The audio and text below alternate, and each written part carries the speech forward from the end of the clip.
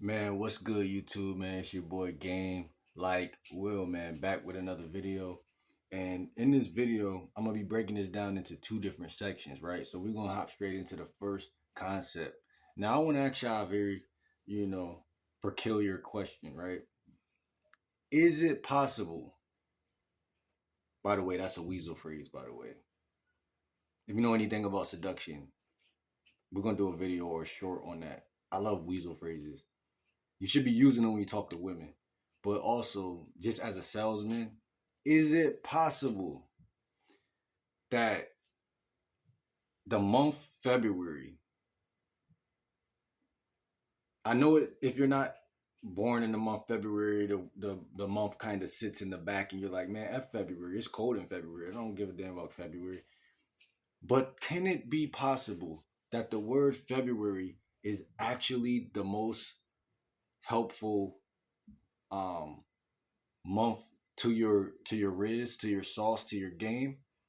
Well, listen, let me fill y'all in on why February may be more important than you ever thought. I was born in August, so we got that's the best month of the fucking food chain. We're lions, for God's sakes. Like, who don't want to be a lion? But anyway, listen, February. I'm gonna break the word February down because it's a big word. So what I decided to do is chop that motherfucker down. And what I found was the three-letter word FEB, FEB, FEB. I'm gonna call this the FEB method. FEB method. You could call it the February method, whatever you want to call it. But could it be possible that that three-letter word could help you get more women?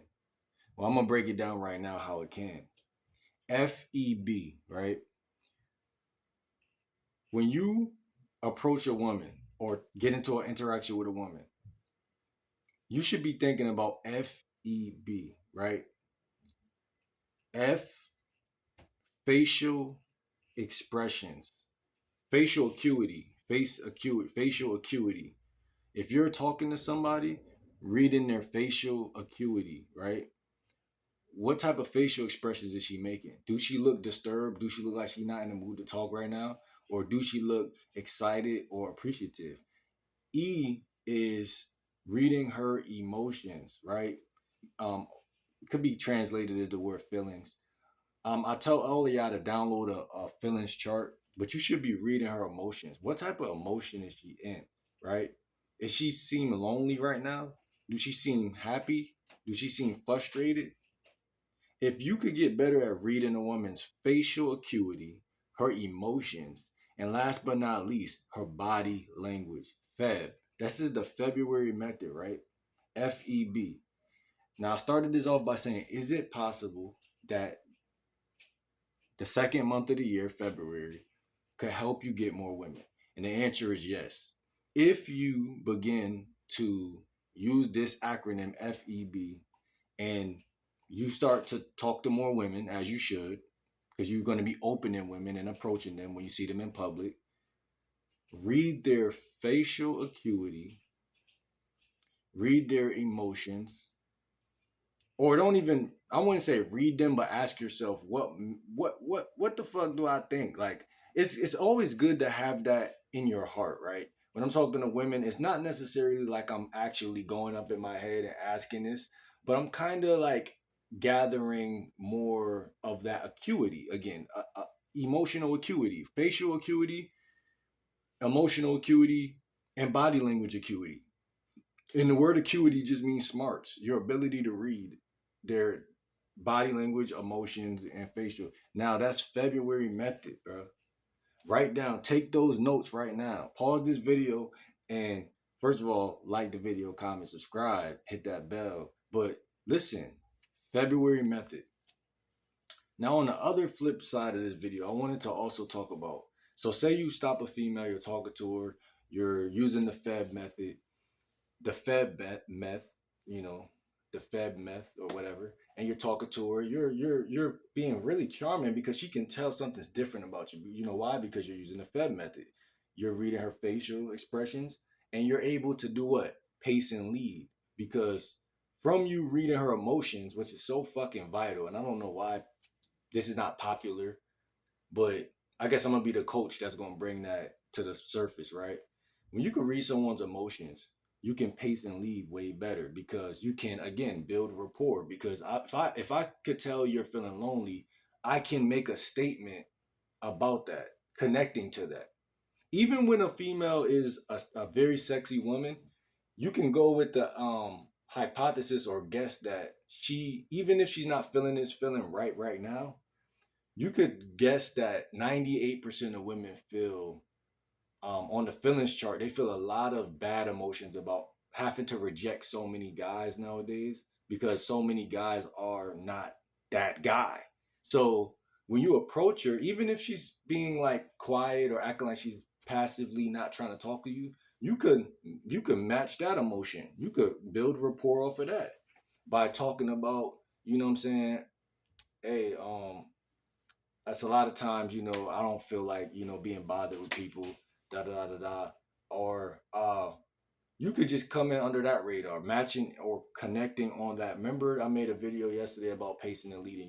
You're connecting where they are, and once y'all get on the same page of rapport, you're just gonna transmute each other to that new emotion. Maybe it's excitement, because once a female feel like y'all are bonding about something, you're in the door. That's what I'm trying to really get y'all to see right there. So the FEB method could give you that. But once you start talking with a female and words are being exchanged and conversation is kind of, the ball is rolling, it's flowing or whatever, um, the next thing on this side I want to talk about is cocky funny, right? Banter. And I like to use the word bantery because everyone used the word banter, so I want to differentiate myself. For a long time, I would look at this word and be like, man, I don't know how to do that. I'm not really worried about that. But when I really asked myself, what were all the smooth guys in my past, like cousins, the jocks at school, what was it that made these, even the people who riz women up now on YouTube, like, what really is underneath that? If you unpack it and you say, what the fuck is it that these people are doing? Oh, hold on. Come on, bro. All right, so the one thing that all these guys had in common, and one thing that I had to just reestablish or establish for myself, because I never, I always got women for my looks and shit like that. I always been a cool, laid back type of guy, you know what I'm saying? And that was cool and shit, but you're not the bad boy or you're not the cool. Like I'm cool, but I'm not like I've always been cool. That's one thing about me. But you would think that because I'm cool, that my game is gonna be enhanced off of that. Most cool people should. That's kind of like the stereotype, but you know how America is. Nobody got no fucking game. It's only like a couple people who be having that shit. But anyway, cocky, funny, and banter. These two things go together. And in fact, cocky, funny is inside of banter. So banter is the thing that you're doing, but cocky, funny is what you're choosing to do in the bantering. So bantering is like teasing. Bantering could be summed up by teasing, being cocky, funny, being playful, or being just like an asshole type of guy. But hold on, where are my notes at? Because I made notes for this. And it's a good chance that I'm not gonna be able to find them right now.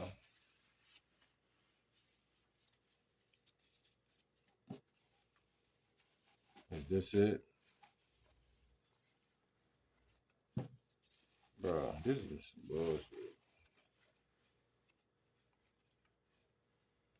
This is some bullshit, bro. Hold on, man. Alright, let me relax. I got my notes. I was about to lose my shit. Alright, cocky, funny, playful, and teasing, right? That's all falls under banter. So if you ever got a question on what banter is, just relax, take a deep breath. But this is what people like Miami the Kid, or not everybody's doing it, but that's why not everybody's getting a text back after. Like if that's why I said the guys who got master riz, they're doing this damn near 80-20. And I want to make that clear. 80-20, bro. 80-20. When I was doing way better with women at point in my life, I was doing 80-20 or 90-10 with this shit. And all I was doing was flirting. Like, I remember I was down south in the mall. Like, yeah, I'll do a lot of approaches, but it'll really be that flirting shit that'll really make a female feel kind of like steeped in, you know, it'll make her steeped in the sauce. So I'm gonna give y'all about four different ways to do this. The first one is give her a nickname, right? Say I'm dealing with a female, she's white. I might be like, "Oh, what's up, white girl? How you doing?" And I start calling her a white girl often, right? Because remember, I told y'all in the other half of this video, you're building rapport. So if you're building rapport, it's not offensive to give her a nickname, even if the nickname is a little bit asshole type of nickname. You could say something slightly funny, like a slightly funny nickname. I mean, like, so if she has a striped shirt, you could call her Stripey. You know, if y'all have Spanish class together, you might just see her and be like, "What's up, Spanish class?" Or like I said the other day, "What's up, quiet girl?" Or "What's up?" You know, whatever characteristic that's a little bit teasing, but it's still flirty. You feel me? You want to kind of do that. Now, you could jump the gun and do this with a female you have very little rapport with, but it might just kind of just make her be like, "Look at this guy trying to fuck me. He's never going to do it," type deal.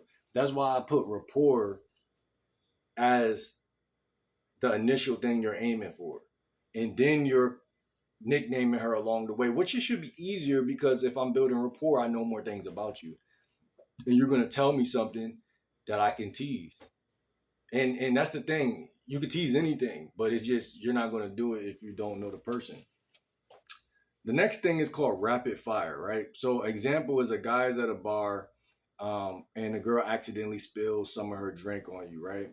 You might say something like, "Man, oh man, that's it, man. You're fired."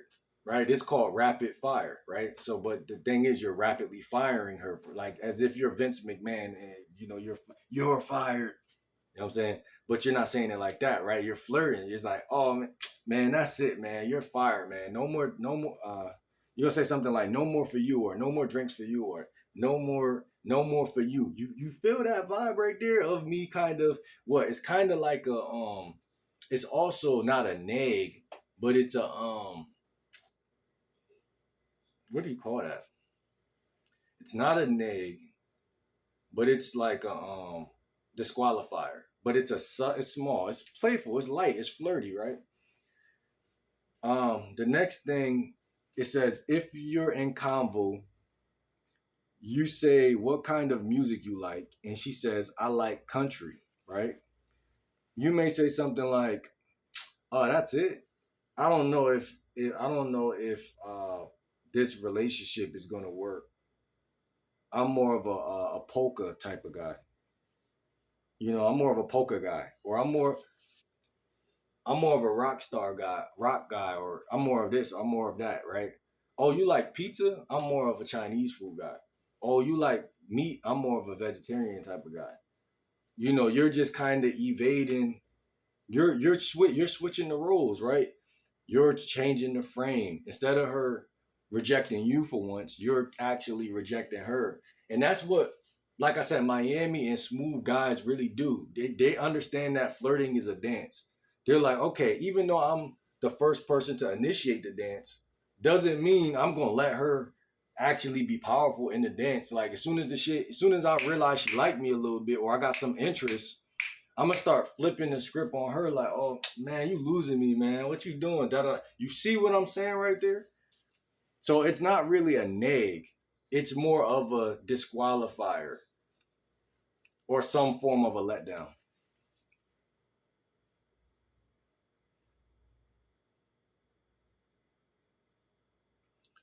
Um,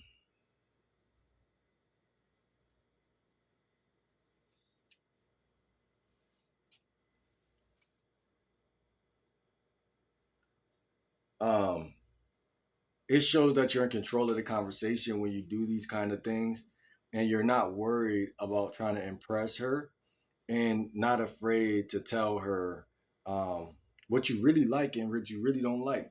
Like, "Oh man, you like cereal? I just drink my coffee in the morning. You doing too much," or just anything, right? She can feel that. oh, he's not agreeing with me. She could feel that. You never want to be rude or serious with this. Notice the body language. Notice the cocky smirk that you should have.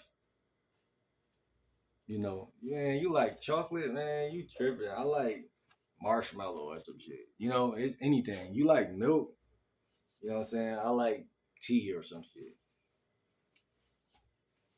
You're playing with the contrast, the differences in the dynamic of the thing. Um, and if you're scared to do this, you're gonna have a hard time getting women. The last thing is shiver. Like I don't know what that means. Chiver, chiver. Oh, chiver. I'm sorry, chiver. We're about to get out of here after this. Chiver.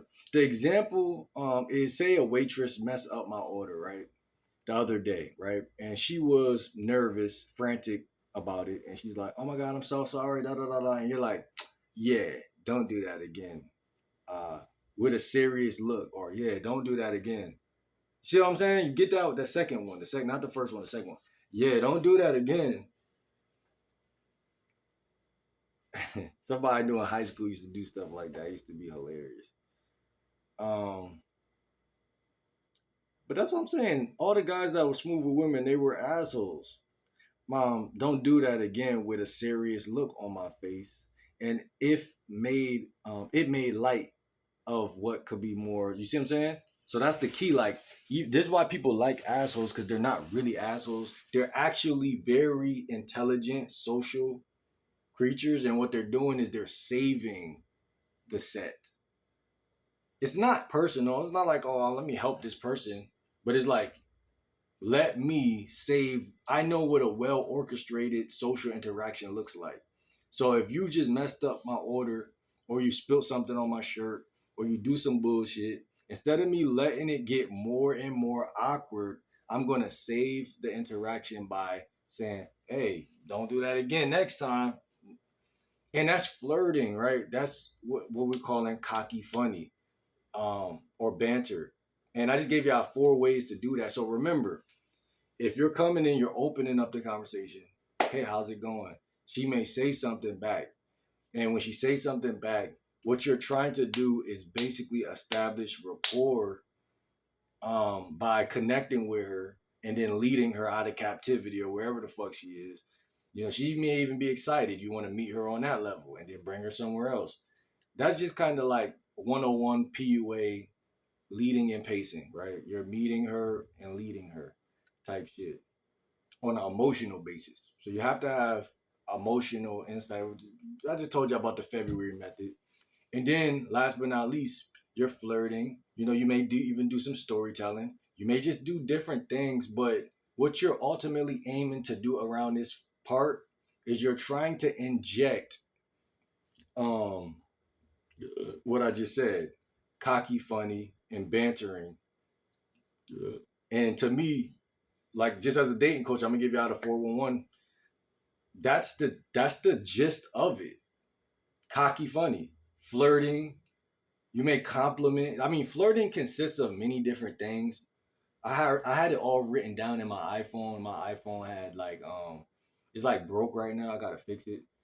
But it was flirting, nagging, cocky, funny, disqualifying, um, giving validation. It could even be, you could even throw this in there, constructive criticism, which could be considered adding value to somebody. If you say like, I don't get on airplanes no more because of this or that, you could kind of, anything she says, you could add value or give a perspective or try to uplift her in a way. It's many different ways to flirt. And like I said in the video yesterday, me personally, anything in between the open and close, I kind of consider it flirting.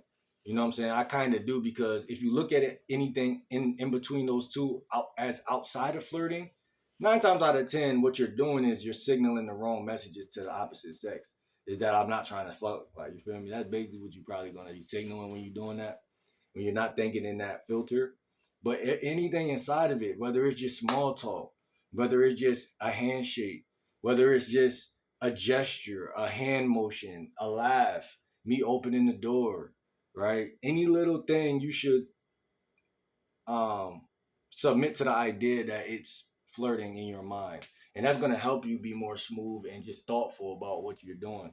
And again, once that rapport is built, you probably call her a nickname. What's up, short girl? What's up, 6'4"?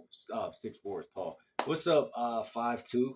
What's up, pretty young pretty thing? What's up, da da da da. And every time you see her, you hitting her with that same shit. And next thing you know, you're gonna be naming that thing between her legs for something else. How is Rose doing? How is uh Tabitha? Nah. How is just give the name, just naming her body part, you know what I'm saying? But that come later down the line when things become what? More sexual. But Kino is even flirting. So you could do Kino, right? Kino bringing it to a different level. But I advocate for people to touch a woman with their words first. From the very beginning to the fucking end, or the bedroom. The words mean everything. And if you're really good with your words, what you'll realize is that eventually, man, you don't got to touch her. She's going to try to touch you. And that's kind of what I aimed for when I made this channel. I never wanted to be the guy who has to really do the hard work. I always want to be the guy who just can cheat his way through the shit, because like powerful people are not always strong. They're strong here, and the people who run the world, are strong here and here. But you could use this to affect this, or you could use this to, I mean, it can go both ways. So it's like, again, be wise and choose the best things that you can choose. You're not going to get every woman, but you can get a bulk or majority based on your conversation skills. And if you know how to ask good questions. So open-ended questions, no closed-ended questions. No closed-ended questions. If she can answer it with a yes or no, you might not should ask it. You might should think a little more and say, how can I turn this to an open-ended question? What is it that you like to do when you have free time? It's an open-ended question. So she's gonna have to go to the left side of her brain, or is it the right side? The left side of her brain, I think, which is where the logic is. She's gonna have to think. What my dating coach let us know, most of y'all guys fail because y'all can't make women think. That's the one differentiator between, the cocky guy that could, and then you're gonna probably banter or tease. But you're just kind of finding an algorithm for each woman. That's basically what you're trying to do. What is her emotional code? Code. Beep, beep, beep, beep, beep. Pressing buttons and shit. What is her emotional code? And funny enough, if you take most women down this path, you're going to get them anyway, because they're going to be like, ain't no other guy really stimulating me like this. Even if you don't, if you open her and ask an open-ended question, either in the opener or after the opener, and get the ball rolling, because she's thinking and talking.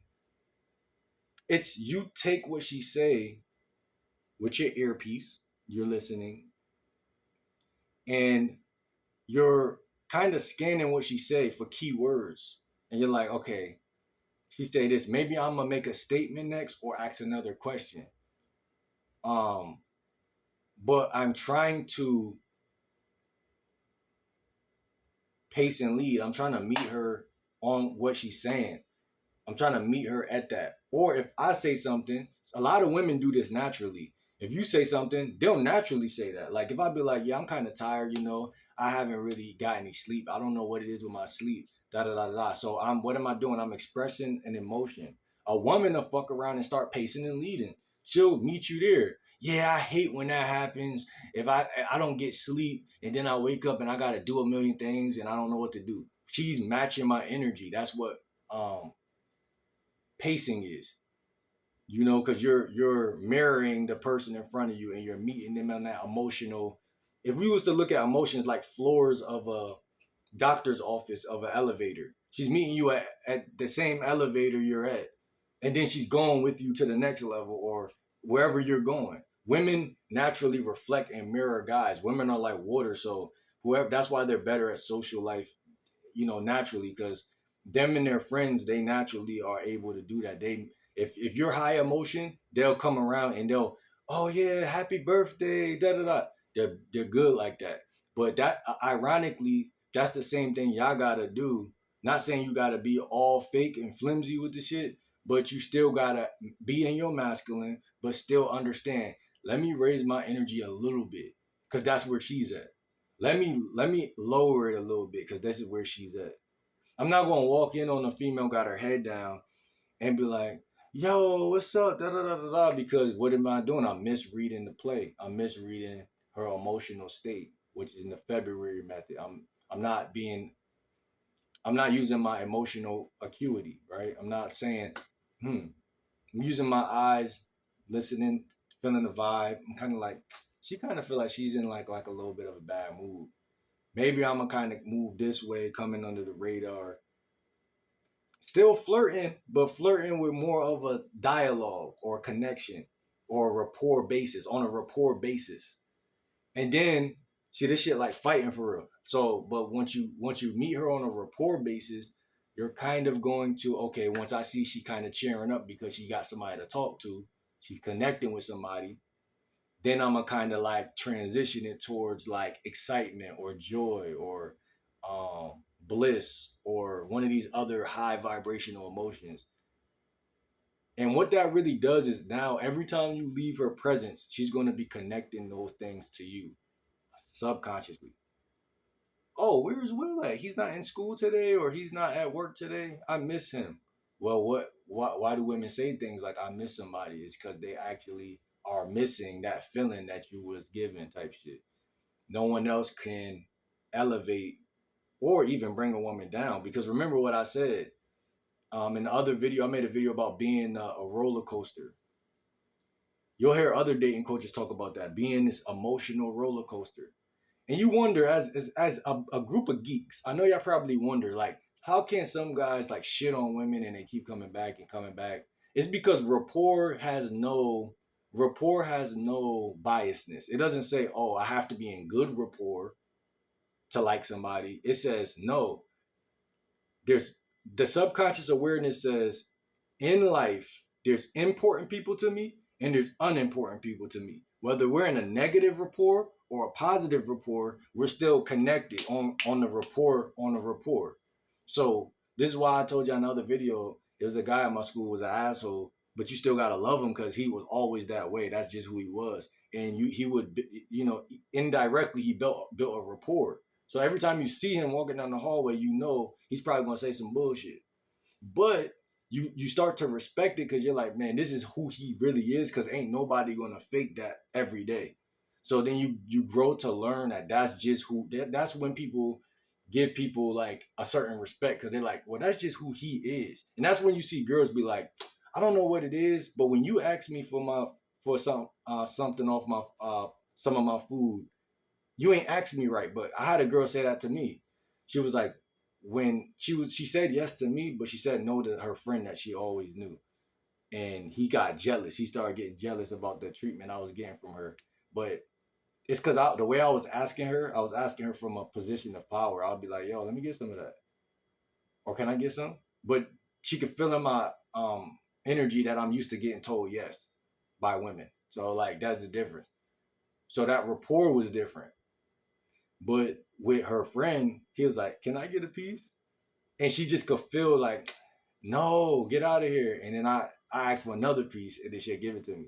And they'd be like, "Why are you doing that to him and not me?" And she's like, "I don't know. He's just asking different."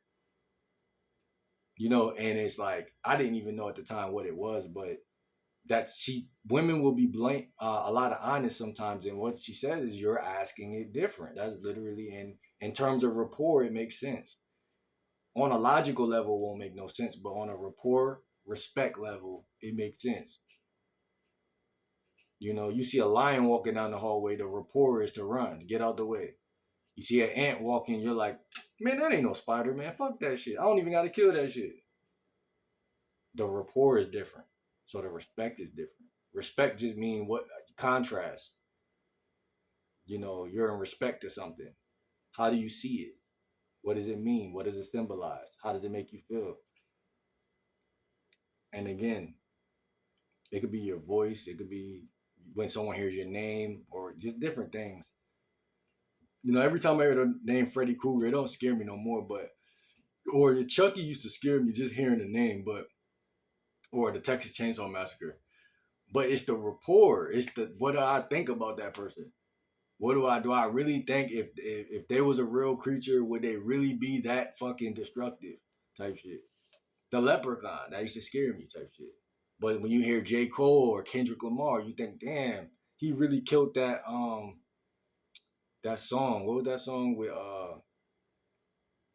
Benny the Butcher? J. Cole really killed that. So you like, damn, that's the first thing that come to my ears. I'm like, okay, yeah, I can hear his voice on that track. So respect, reputation, rapport, these are our words. They all kind of symbolize the same type of vibe. And you want to kind of build that. And I'm trying to give y'all a pathway with the February method and then with being cocky funny. But everything I said around that too. I want to get to a point where I'm giving y'all a straight up structure, but I kind of dance around because I'm still building the structure myself. You understand? So it's just, I typically use seduction. If I'm gonna give y'all the gist of my game, I typically use seduction for the conversation, um, and building rapport and patterns that I create or patterns that I heard other people say to try to build a rapport with a woman if I'm just meeting her. And from there, I kind of, again, 80-20. I go for rapport, but I kind of 20% of the time I'm being cocky funny, which breaks down and I'm trying to make it make sense, but in contrast to conversation and flirting, I'm leading with conversation first, which is building that fucking rapport, opening the conversation and building a rapport. But so the woman don't think I'm just fucking whacking corny. I'm going to take that 20 or even 30 maybe percent and I'm going to start to banter and flirt because I can't leave that off the table. Now when things change, because she's like, okay, well he's making a connection with me and he's funny and cute.